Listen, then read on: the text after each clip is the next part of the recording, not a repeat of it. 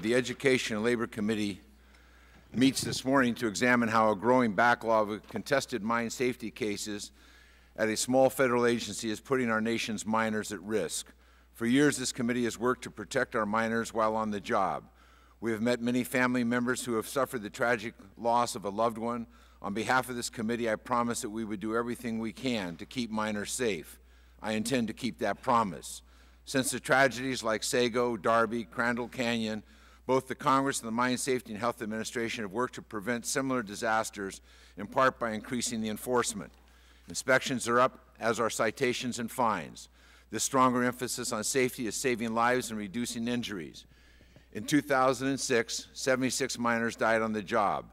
In 2009, that figure was reduced to 35 fatalities, still 35 deaths too many, but we must recognize that it is a record low. Despite the progress, some of the largest mining operations have responded by challenging these tougher sanctions at a staggering rate.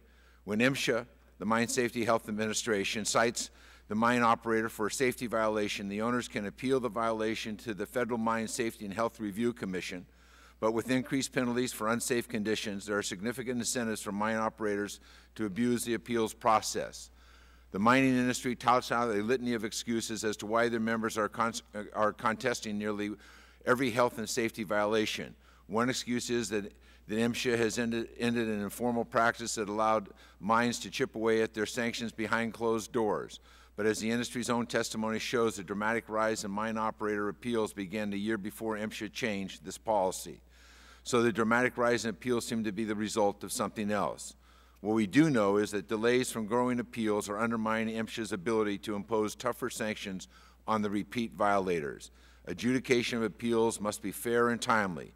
If cases are stuck for months or years in the Review Commission, MSHA cannot impose stronger penalties on the worst mine operators.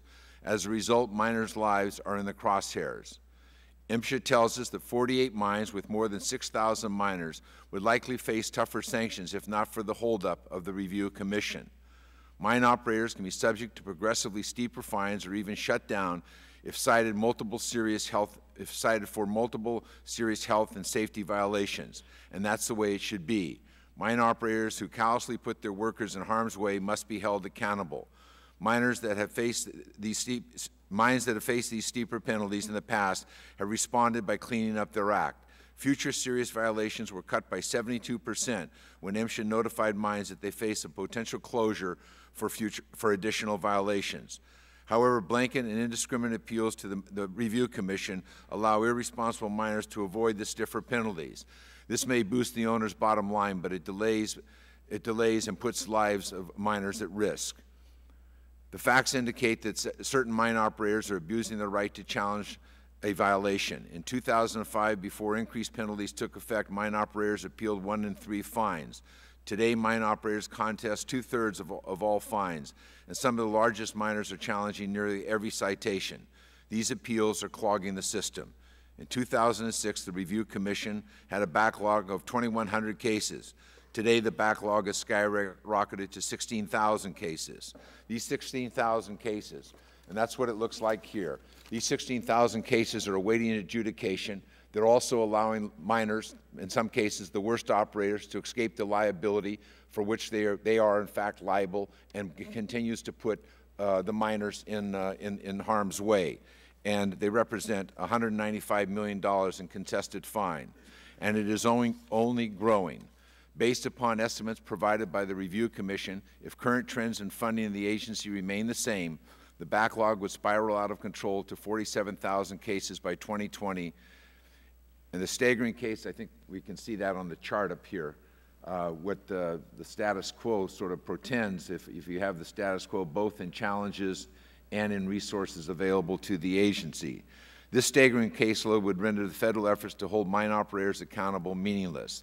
The Obama administration and Congress have already increased funding for the Review Commission to hire 4 additional administrative law judges in addition to the 10 already seated. In this year's budget, the request is asked for 4 additional judges. This is a good start. However, more will have to be done to reduce the backlog in cases. Today we will hear from the mining industry, the Chair of the Review Commission, MSHA, and the United Mine Workers about the causes and the consequences of the growing number of appeals for possible solutions.